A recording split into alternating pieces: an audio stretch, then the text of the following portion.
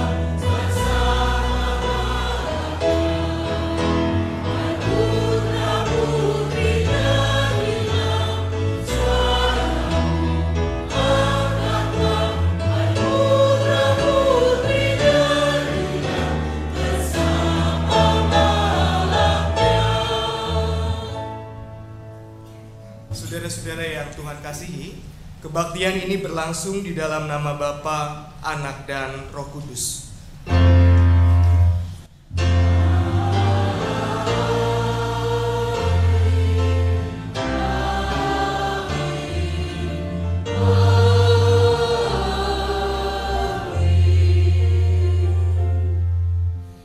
Kasih karunia dan damai sejahtera dari Allah Bapa kita dan dari Tuhan Yesus Kristus menyertai saudara sekalian.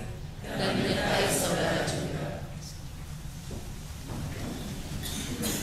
Saudara-saudara yang Tuhan kasihi, tema kebaktian kita pada hari ini adalah Barabas. Dalam bahasa aslinya, bahasa Aram, Barabas berarti anak bapa. Orang Israel sering menyebut nama Yahweh yang tidak boleh disebut dengan sembarangan dengan kata Abba atau Bapa. Jadi saudara-saudara, Barabas itu berarti anak Allah Bapa.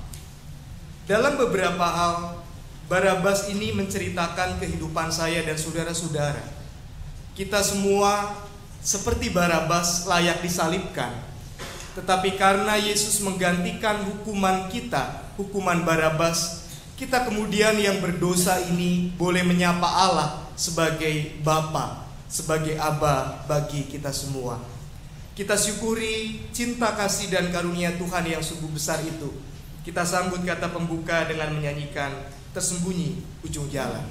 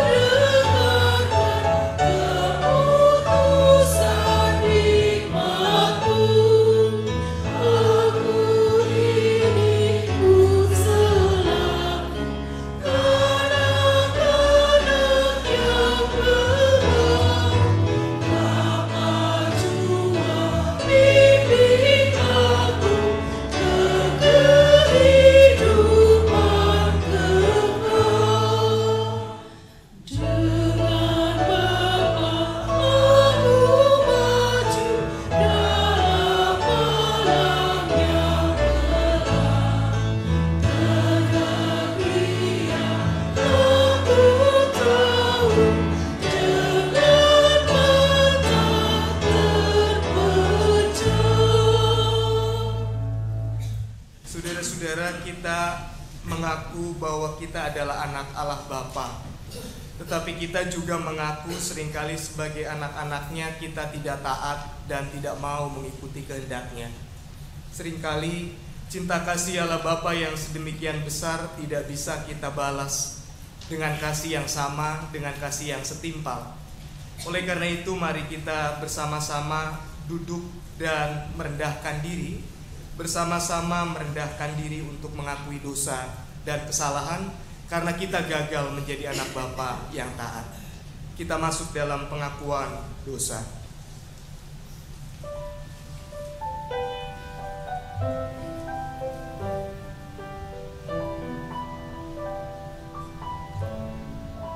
Kami mengaku di hadapan-Mu, seringkali kami mengecewakan-Mu.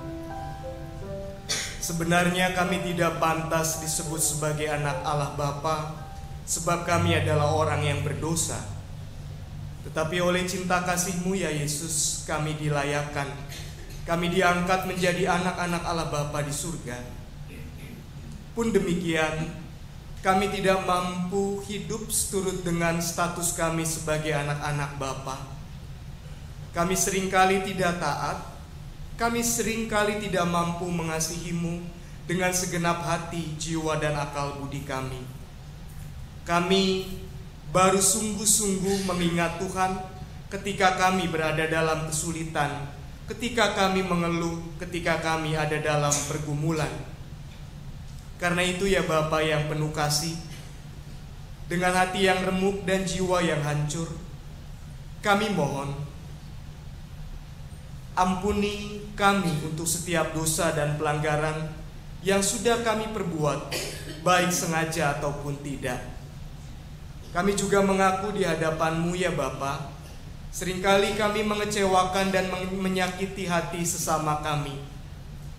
Kami bukan saja gagal untuk mengasihi orang-orang yang membenci kami, tetapi juga gagal mengasihi orang-orang yang dekat, yang seharusnya bisa kami kasihi, yang seharusnya bisa kami cintai, yang seharusnya bisa merasakan kasih Tuhan melalui diri kami. Oleh karena itu, dengan hati yang remuk dan jiwa yang menyesal, kami juga memohon anugerah pengampunan dari Bapa atas kegagalan kami mengasihi sesama manusia. Kami juga memohon ampun sebab alam yang harusnya bisa kami rawat seringkali malah kami rusak. Atas kegagalan kami yang tidak sanggup memelihara alam dengan baik, kami juga memohon ampun. Dengan mata iman, saat ini kami bisa melihat dan merasakan Bapa bukan saja mau mengampuni kami, tetapi juga menolong kami untuk memperbaharui diri. Sebab kami berdoa di dalam nama Tuhan kami, Yesus Kristus. Amin.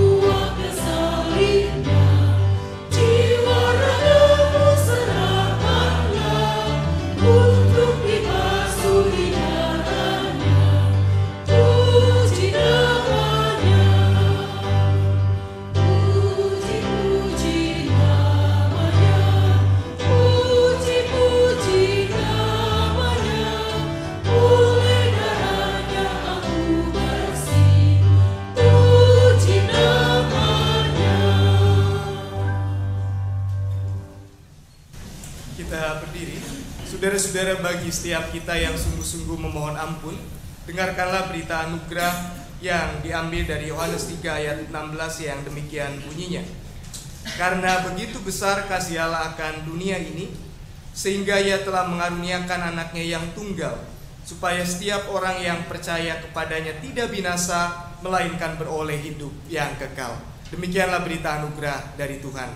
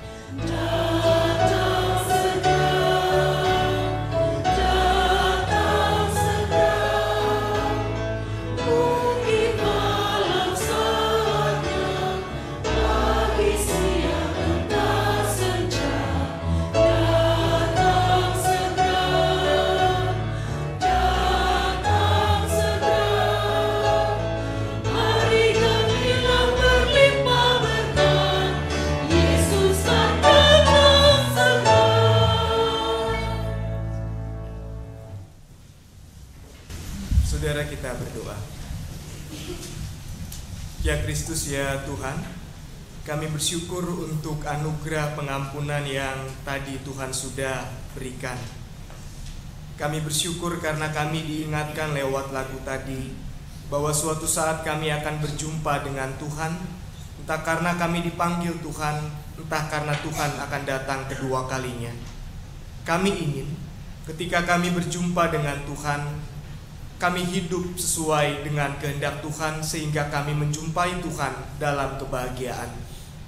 Oleh karena itu, ketika firman Tuhan sebentar lagi diberitakan, kami mau menyambutnya dengan penuh syukur, dan kami memohon Roh Kudus supaya menolong kami untuk mendengar dengan baik, mengerti dengan baik, dan bisa melakukannya dengan baik, supaya kami hidup berkenan dan layak di hadapan Tuhan. Kami berdoa dan bersyukur di dalam nama Tuhan kami, Yesus Kristus. Amin. Saudara-saudara, mari kita buka Lukas 23 ayat 13 sampai ayat yang ke-25. Lukas 23 ayat 13 sampai 25.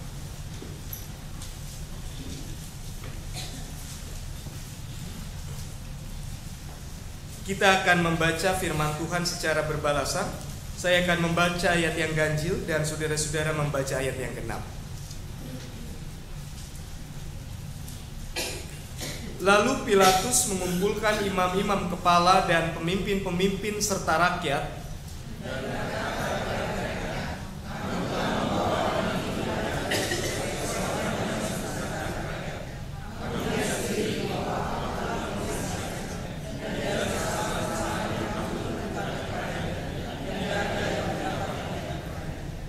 dan Herodes juga tidak, sebab ia mengirimkan dia kembali kepada kami. Sesungguhnya tidak ada suatu apapun yang dilakukannya yang setimpal dengan hukuman mati.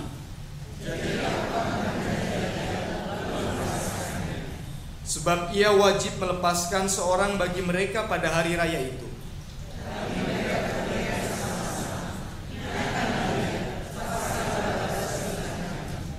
Barabas ini dimasukkan ke dalam penjara berhubung dengan suatu pemberontakan yang telah terjadi di dalam kota dan karena pembunuhan.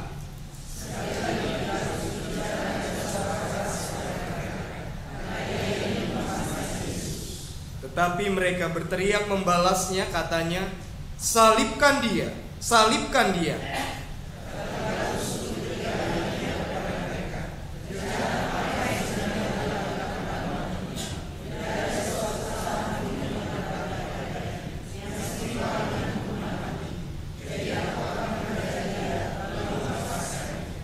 Tetapi dengan berteriak mereka mendesak dan menuntut supaya ia disalibkan. Dan akhirnya mereka menang dengan teriak mereka.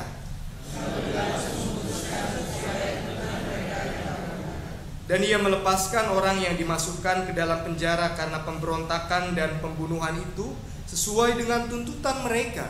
Tetapi Yesus diserahkannya kepada mereka untuk diperlakukan semau-maunya. Demikian Injil Tuhan Yesus Kristus. Kita yang berbahagia adalah kita yang senantiasa hidup sesuai firman-Nya. Hosiana.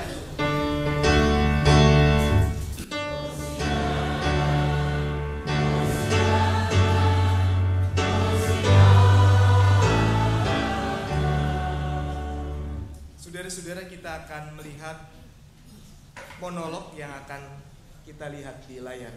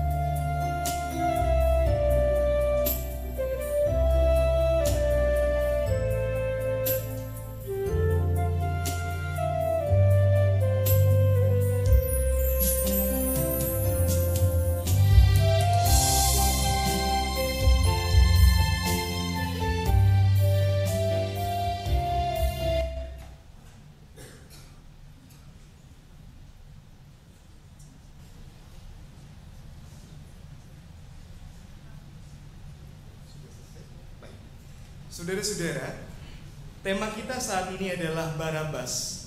Dalam surat yang diberikan kepada saya disebutkan salah satu tujuan dari khotbah ini supaya kita tidak menjadi Barabas modern.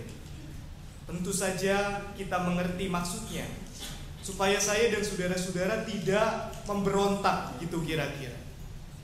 Tapi saudara-saudara, bukankah kalau dilihat dari kacamata rohani, saya dan saudara-saudara memang Barabas?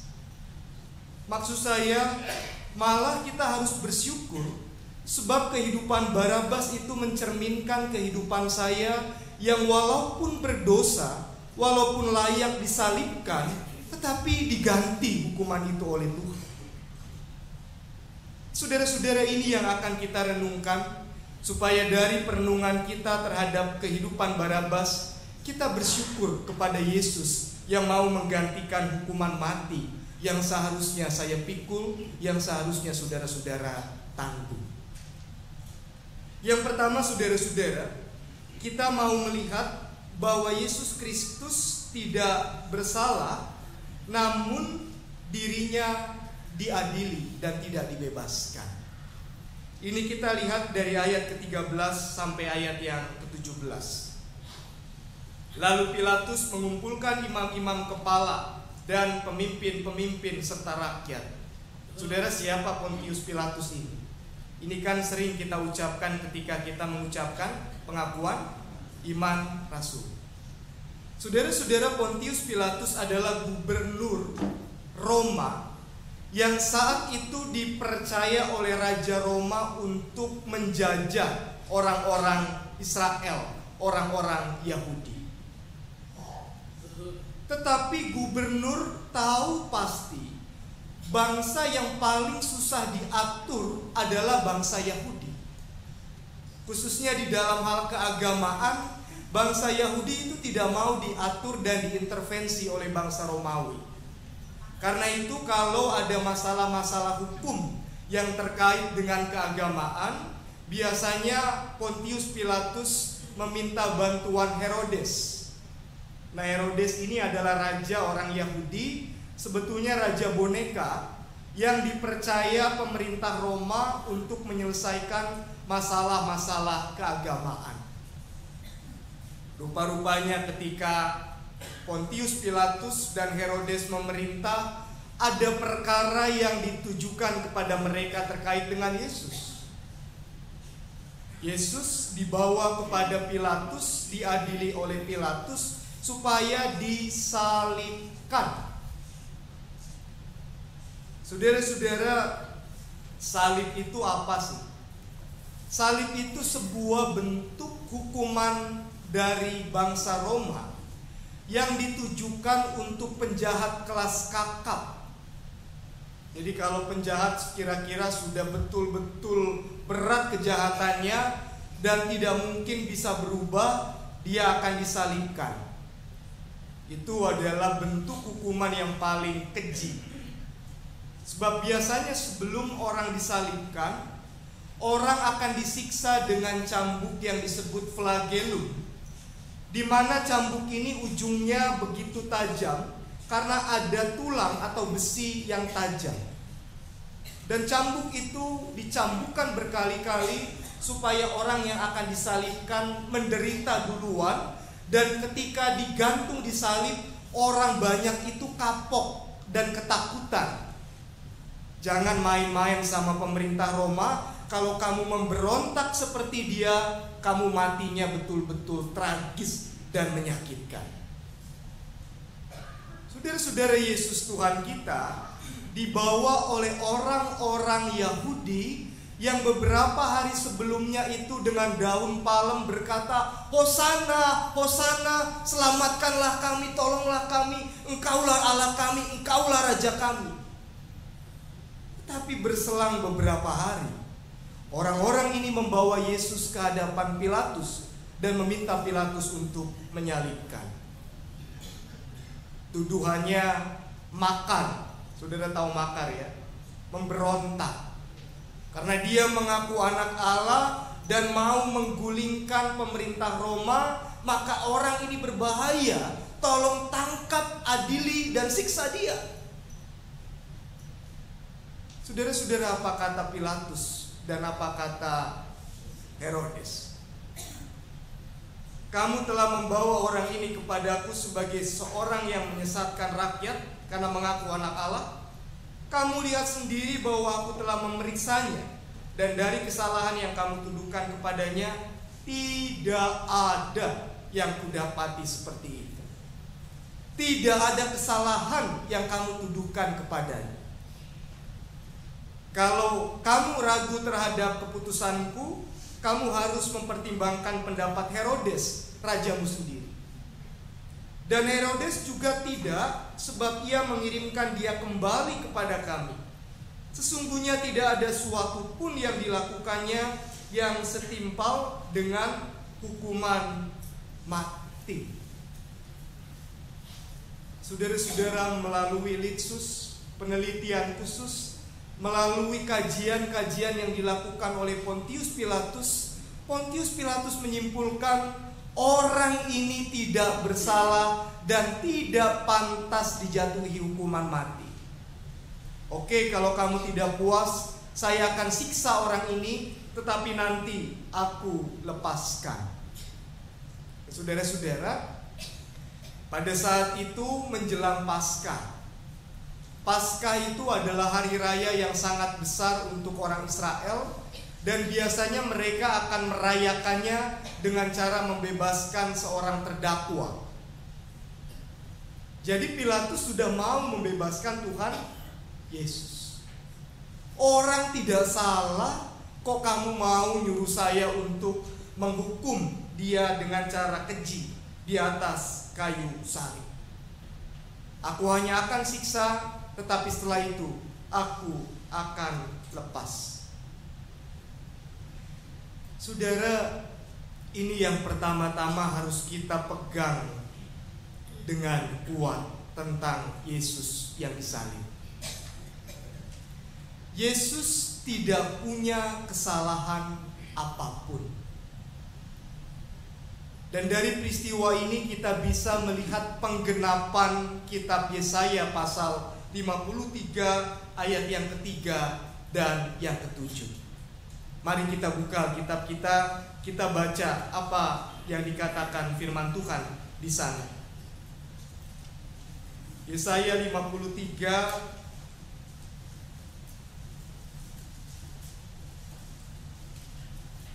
ayat yang ketiga seperti ini bunyinya.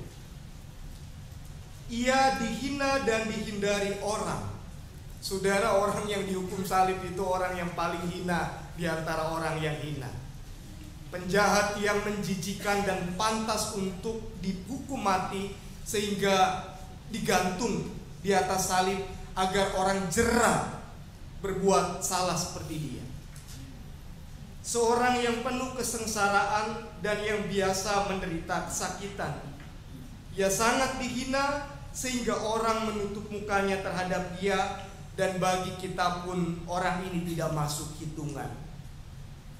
Ayat ketujuh, dia dianiaya tetapi dia membiarkan dirinya ditindas. Dan seperti anak domba yang dibawa ke pembantaian, seperti induk domba yang keluh di depan orang-orang yang menggunting bulunya, ia tidak membuka mulutnya.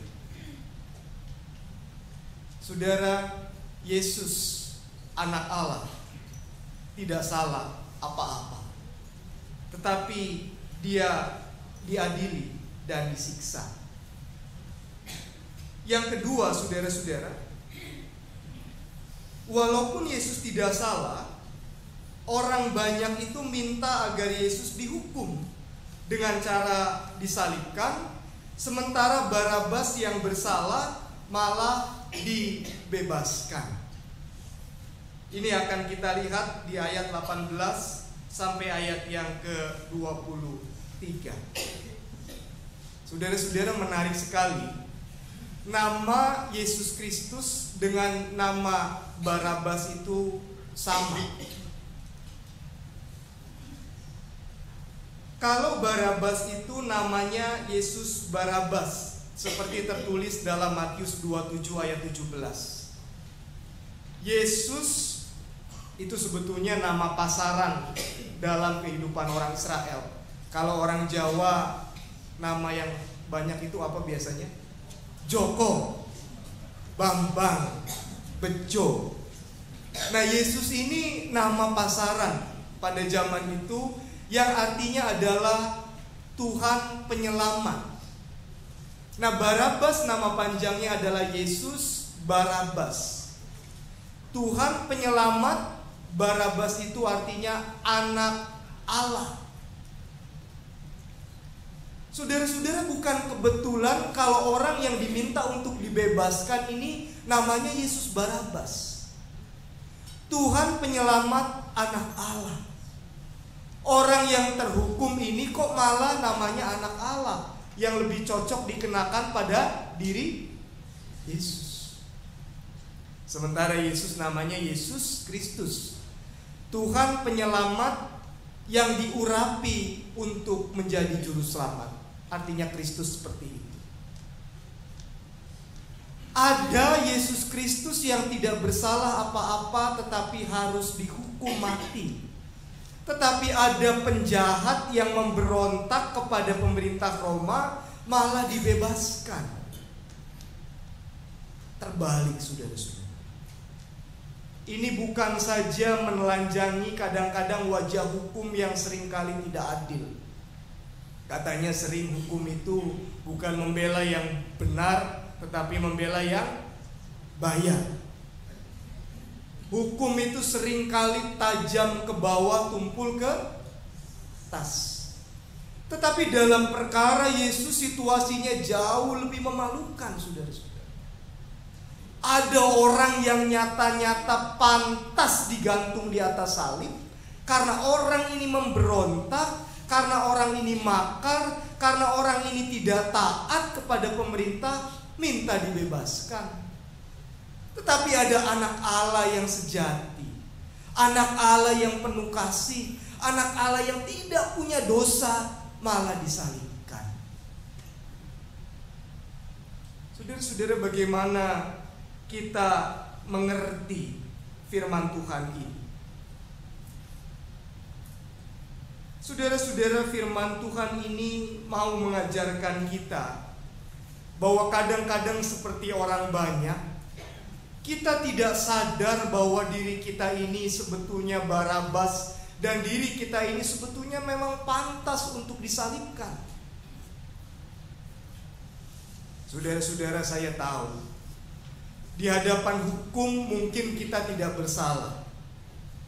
Saya yakin sebagian besar dari kita tidak pernah mencuri. Saya yakin sebagian dari saudara tidak pernah membunuh. Tapi saudara-saudara, Alkitab katakan apa terkait dengan manusia?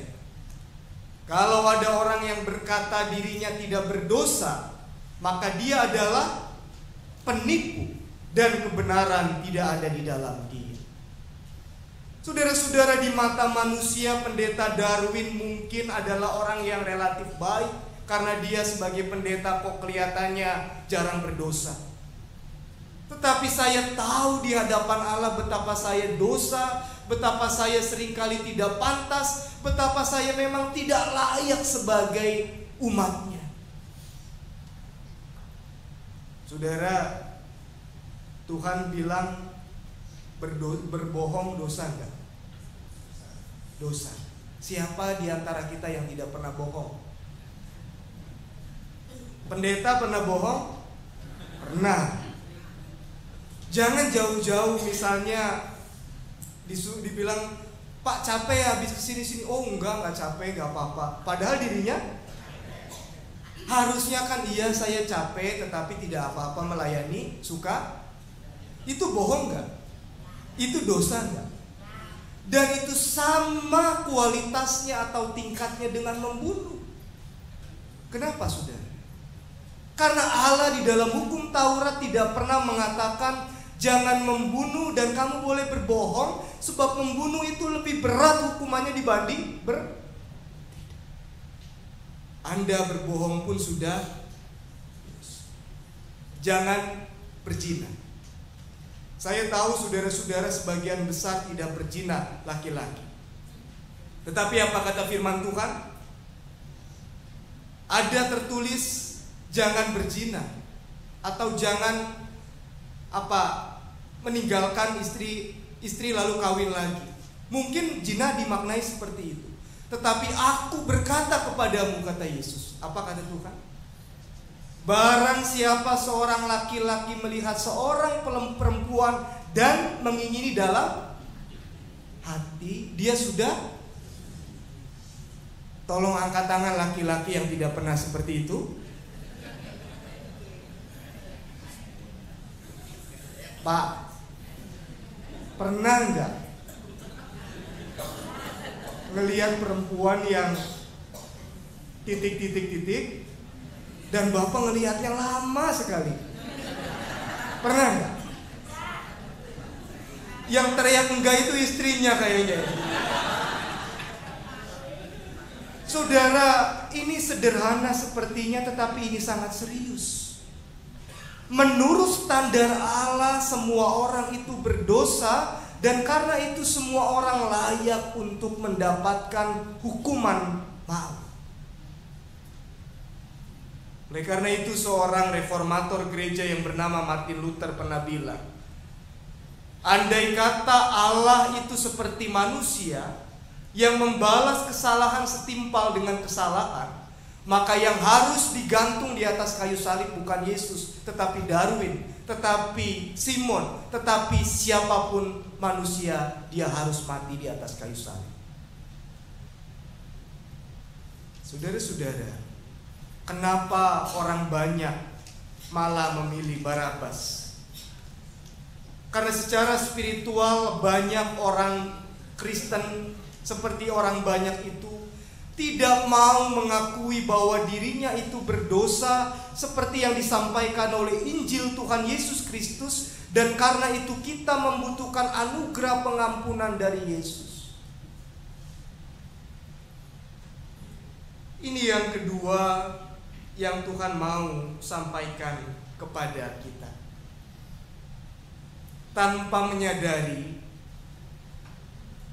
kita adalah orang yang berdosa, anugerah Yesus itu tidak punya arti banyak di dalam kehidupan kita. Kenapa ada banyak orang Kristen walaupun sudah puluhan tahun menjadi Kristen tetapi tidak pernah militan mengikut Yesus? Karena dia tidak sungguh-sungguh menghayati bahwa dirinya adalah pendosa, bahwa dirinya adalah seperti Barabas yang harus tergantung di atas kayu salib dan menanggung siksa yang begitu keji, tragis, dan menyakitkan. Kita tidak pernah bersyukur atas anugerah pengampunan Yesus, saudara. Kalau kita tidak sadar sebetulnya kita lah yang harus digantung di atas kayu salib, bukan Yesus. Jadi dalam beberapa hal,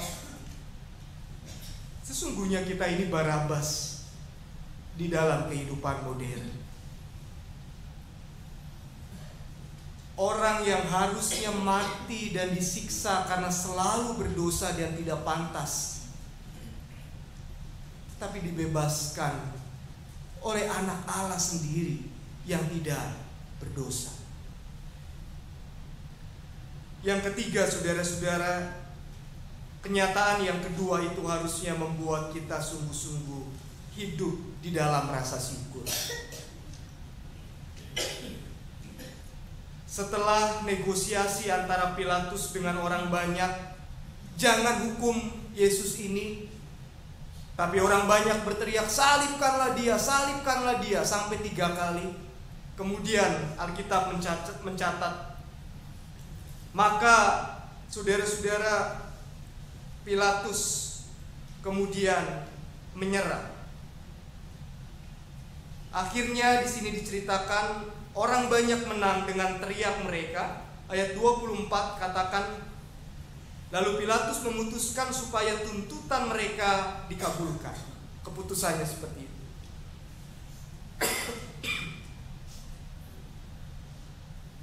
Dan ia melepaskan Barabas karena yang dipenjara karena pembunuhan dan pemberontakan, tetapi Yesus diserahkan untuk diperlakukan semau maunya. Saudara-saudara, saya mengajak kita merenungkan, seandainya saudara menjadi Barabas, apa yang akan saudara rasakan? Kalau saudara adalah Barabas, dan memang secara rohani kita adalah Barabas, kira-kira bagaimana seharusnya perasaan normal yang ada di dalam diri kita? Kira-kira gimana, Bu? Kalau ibu waktu itu Barabas? Bersyukur karena dibebaskan, bersyukur karena digantikan, bersyukur karena tahu sebenarnya kan saya yang pantas ada di salib itu, bukan orang ini. Orang ini saya tahu ternyata terbukti tidak bersalah, sebab sejarah atau hari kemudian berjalan dan orang banyak tahu Yesus tidak punya kesalahan. Saudara-saudara, kita adalah Barabas modern. Kalau kita sungguh-sungguh menghayati bahwa kita yang berdosa dibebaskan, bahwa kita yang bersalah diampuni oleh Tuhan, bahwa kita yang harusnya menanggung murka Allah karena kita bersalah, tetapi murka Allah itu ditimpakan kepada Yesus, anak Allah sendiri, maka kita harusnya bersyukur.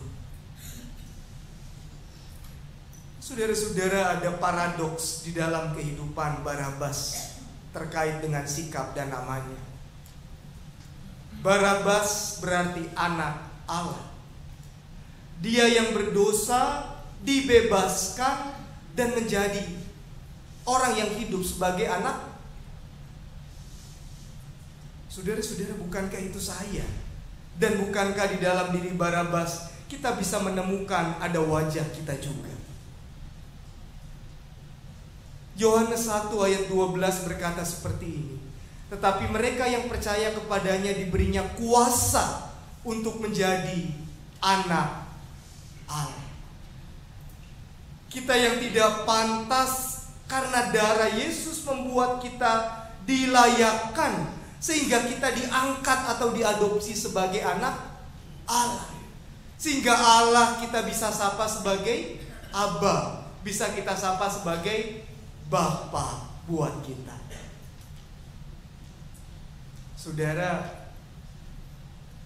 kalau ada orang yang harusnya tidak pantas diangkat, diadopsi oleh keluarga yang terhormat, anak ini pasti hidup di dalam rasa syukur.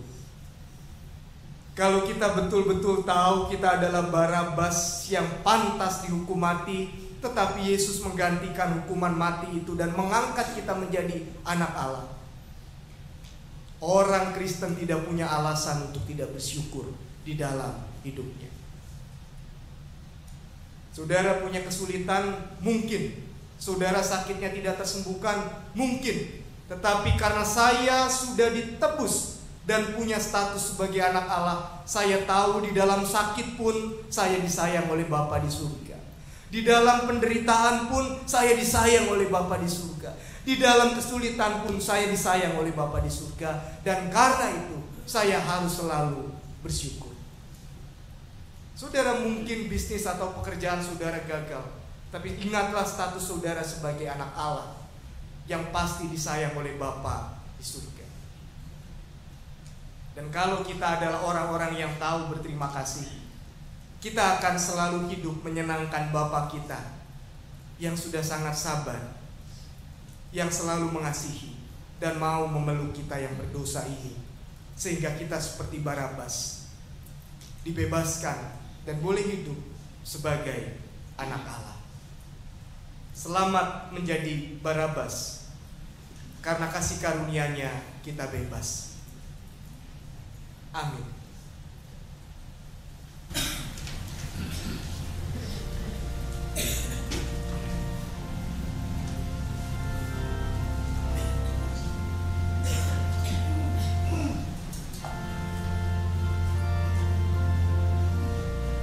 Kita mendengarkan persembahan pujian.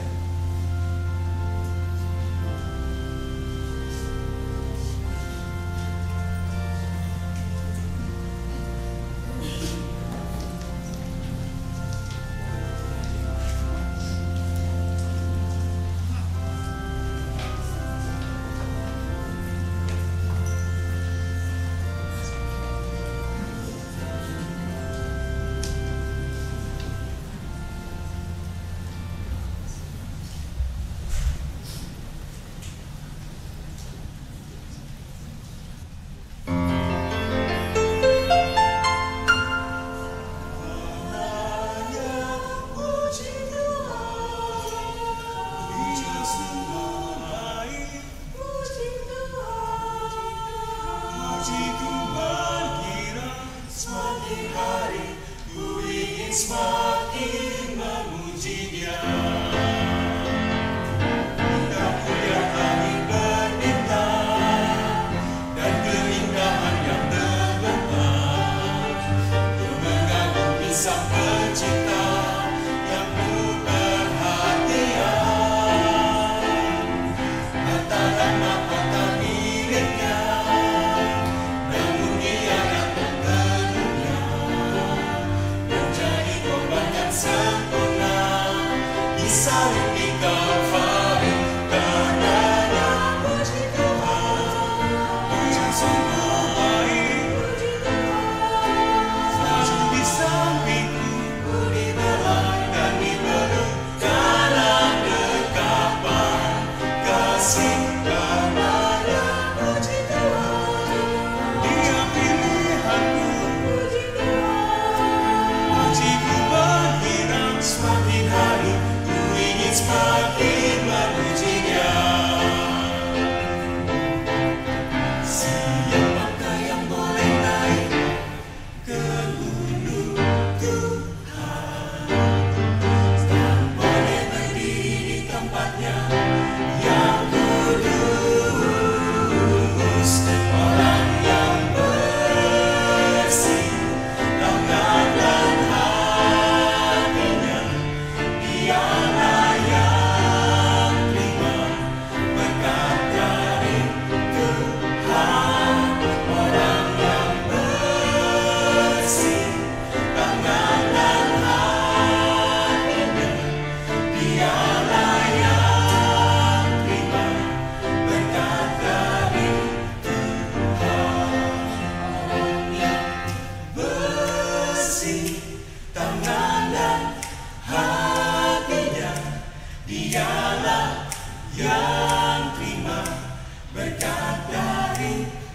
Tuhan. Orang yang bersih tangan dan hatinya, Dialah yang terima berkat dari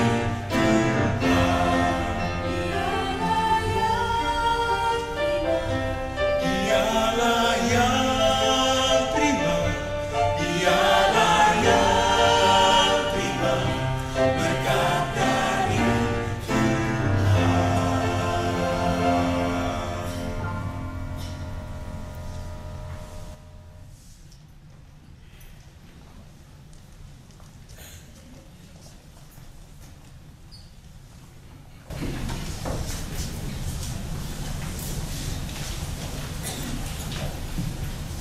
Bapak Ibu Saudara yang dikasihi dan yang mengasihi Tuhan Yesus Kristus, marilah kita bersama umat Allah, masa lalu, masa kini, masa yang akan datang, dengan mengingat pengakuan pada baptisan kita. Mari kita bersama-sama mengucapkan pengakuan iman rasuli kita.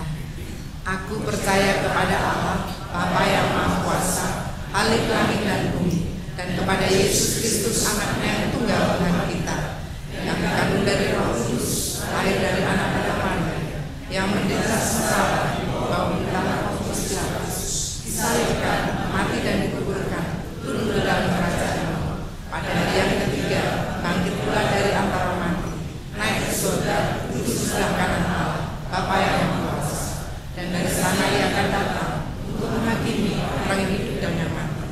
Aku percaya kepada Roh Kudus, Gereja yang kudus dan am, persekutuan orang kudus, pengampunan dosa, bangkitan orang mati, dan hidup yang kekal. Amin.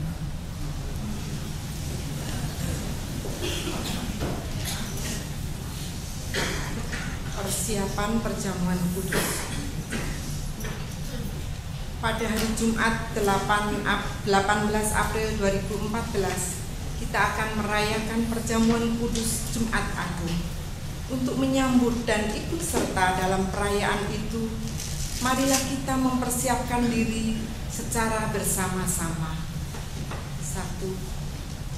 Pada perjamuan malam terakhir, Kristus menghendaki kita merayakan perjamuan kudus untuk mengenangnya.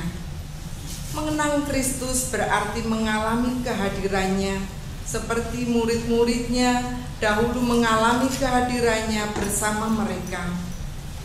Mengenang Kristus juga berarti menyadari secara pribadi seluruh kehidupan Kristus yang diberikannya bagi keselamatan dunia sejak ia lahir, melayani, menderita, sengsara, mati, dan dibangkitkan dan dimuliakan di surga. Marilah kita merenungkannya. Apakah saudara benar-benar rindu untuk berjumpa secara pribadi dengan Kristus, untuk mengalami kasih, kuasa, dan kebenarannya yang membaharui hidup saudara?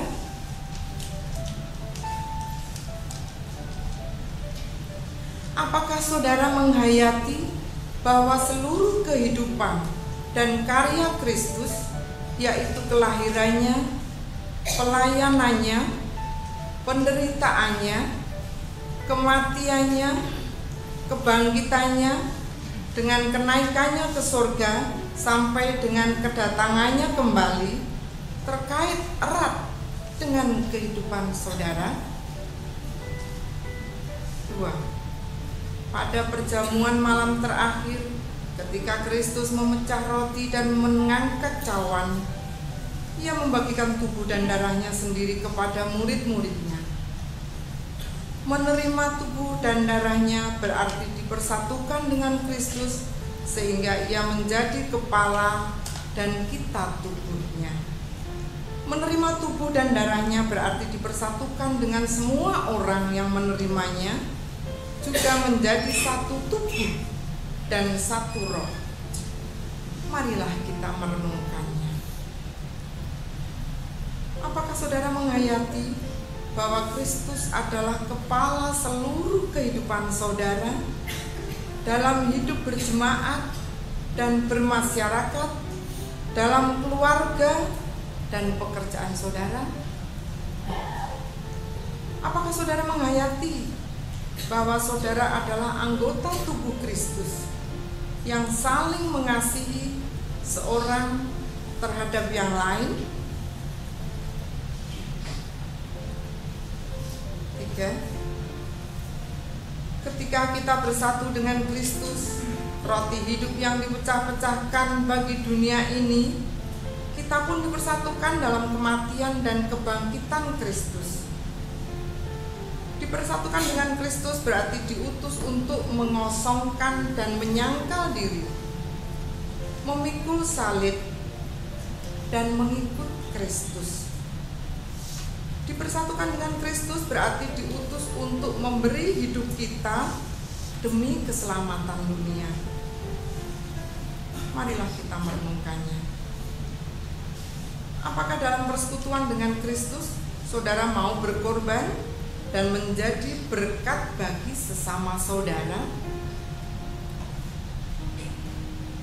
Apakah saudara menyadari bahwa sebagai anggota tubuh Kristus di tengah dunia, saudara menjadi mata dan telinga bagi Kristus yang melihat dan mendengarkan serta peduli terhadap kebutuhan dan masalah sesama saudara? Saudara, saudara menjadi mulut bagi Kristus yang menyuarakan kebenaran dan keadilan dalam lingkungan saudara?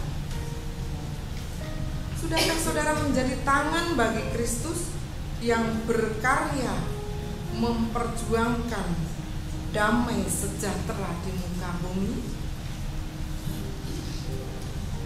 Kiranya Roh Kudus menolong kita semua dalam mempersiapkan diri untuk merayakan perjamuan kudus Jumat Agung pada hari Jumat tanggal 18 April 2014 mendatang.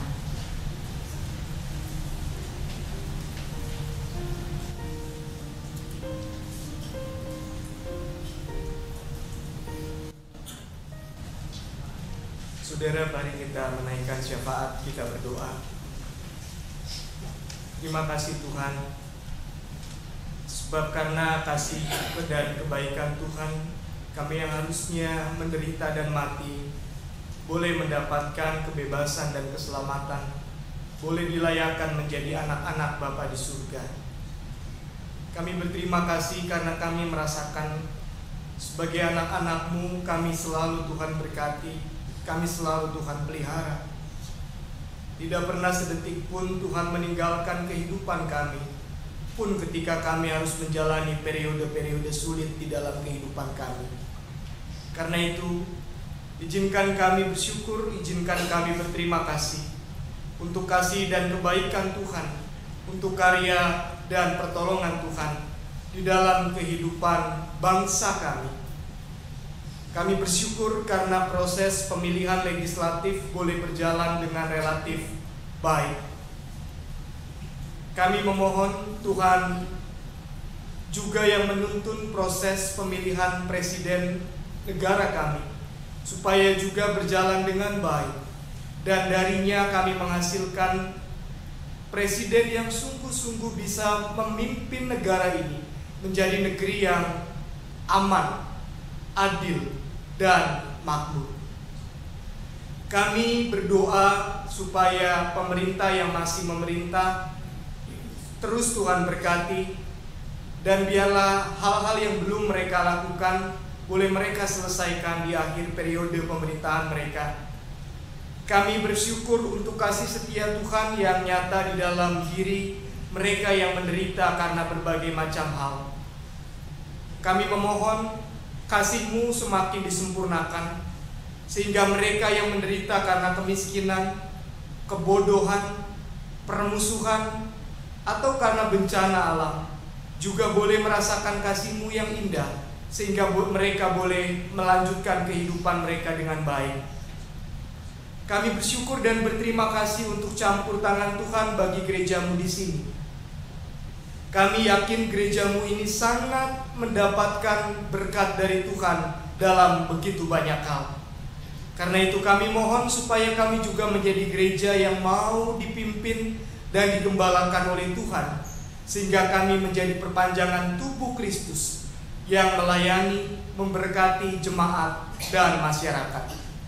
Kami doakan pendeta kami dan keluarganya, para pelayan di jemaat ini dan keluarganya, supaya mereka selalu merasakan kasih Bapa dan mereka membalasnya dengan pelayanan yang baik untuk kemuliaan Bapa. Kami berterima kasih untuk campur tangan Tuhan dalam keluarga kami. Yang sakit Tuhan kuatkan dan sembuhkan, yang berbisnis dan bekerja Tuhan berkati pekerjaan dan bisnisnya, yang berkeluarga Tuhan berkati keluarganya. Kami bersyukur untuk kasih Tuhan yang menjawab doa-doa kami, sehingga harapan kami boleh terwujud, bahkan dengan hasil yang lebih baik daripada apa yang kami rencanakan. Kami berdoa untuk pergumulan-pergumulan kami yang lain, yang merindukan keturunan atau pasangan hidup, yang mendambakan campur tangan Tuhan di tengah-tengah konflik di keluarganya, yang merindukan campur tangan Tuhan supaya memberikan pekerjaan atau campur tangan Tuhan dalam bisnis dan studi. Tuhan juga mendengarkan dan Tuhan berkati. Bagi para lansia yang kesepian atau sakit-sakitan, Tuhan juga boleh menjadi sahabat yang dekat dengan kehidupan mereka. Terima kasih Tuhan. Doa dan pergumulan kami yang lain yang belum sempat kami katakan, kami serahkan semua ke dalam tangan Tuhan. Di dalam kasih dan rahmat-Mu yang sempurna kami percaya Tuhan akan mendengar dan menjawab semua seturut dengan rencana Tuhan yang indah.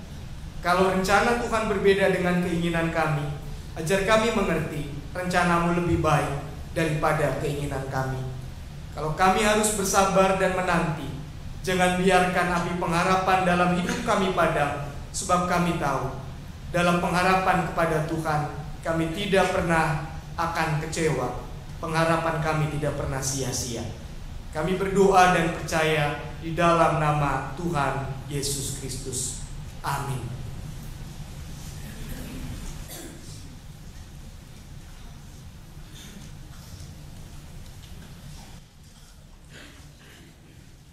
Jemaat yang Tuhan Yesus kasihi, tibalah kita di dalam di dalam pelayan persembahan.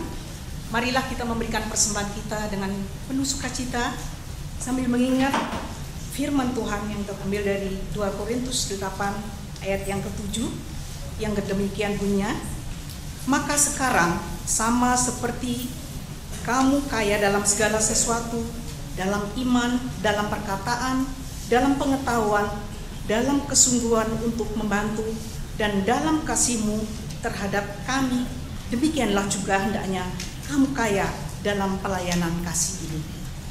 Sambil memberikan persembahan, kita memuji Tuhan dari Kidung Jemaat 403.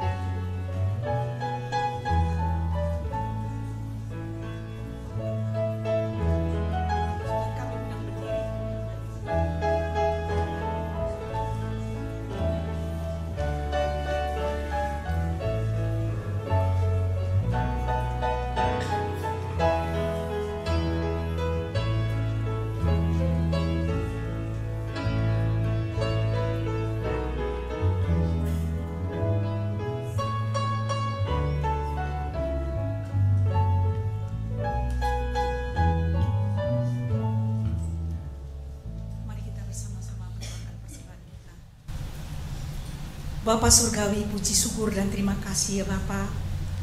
Kami mengucap syukur atas persekutuan pada pagi hari ini. Terima kasih atas firman-Mu ya Bapa. Kiranya firman-Mu akan selalu mengingatkan kepada kami sebagai Barabas-Barabas saat ini ya Bapa, yang Engkau telah selamatkan kami, Engkau tebus kami dengan darah-Mu yang kudus ya Bapa. Biarlah senantiasa di dalam kehidupan kami boleh senantiasa mengucap syukur kepada-Mu. Dan pada pagi hari ini ya Bapa, kami boleh Engkau berikan kesempatan untuk memberikan persembahan yang kesemuanya adalah berkat daripada-Mu ya Bapa.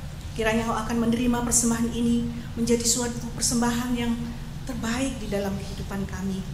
Bapa dalam surga, Engkau juga berkati para penatua yang telah Engkau percayakan untuk mengelola berkat-berkat ini, persembahan ini ya Bapa. Senantiasa biarlah mereka boleh dengan hikmat yang datangnya daripadamu dan boleh memakai persembahan ini boleh dengan tepat dipakai untuk pelayananmu. Bapa dalam surga, biarlah di dalam kehidupan kami tidak hanya secara materi kami boleh mempersembahkan, tetapi Engkau juga mengingatkan kepada kami ya Bapa. Biarlah senantiasa kami juga boleh mempersembahkan hidup kami, tubuh kami untuk pelayanan dan kasih-Mu ya Bapa. Bapa dalam surga, inilah persembahan syukur kami. Kiranya Engkau akan menerimanya sesuai dengan kehendak-Mu ya Bapa. Di dalam nama Yesus Kristus kami sudah berdoa dan bersyukur. Amin.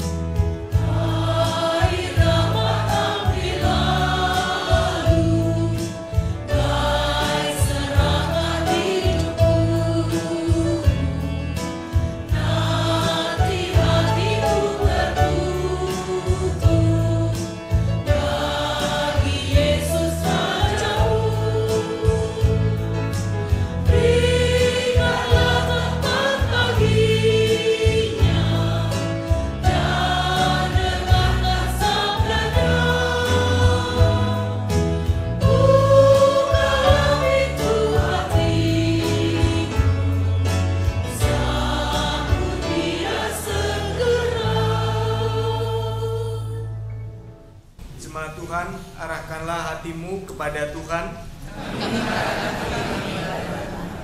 Jadilah saksi Kristus. Terpujilah Tuhan. Saudara-saudara, pulanglah dengan iringan berkat dari Tuhan. Tuhan memberkati engkau dan melindungi engkau. Tuhan menyinari engkau dengan wajah-Nya dan memberi engkau kasih karunia. Tuhan menghadapkan wajah-Nya kepadamu dan memberi engkau damai sejahtera.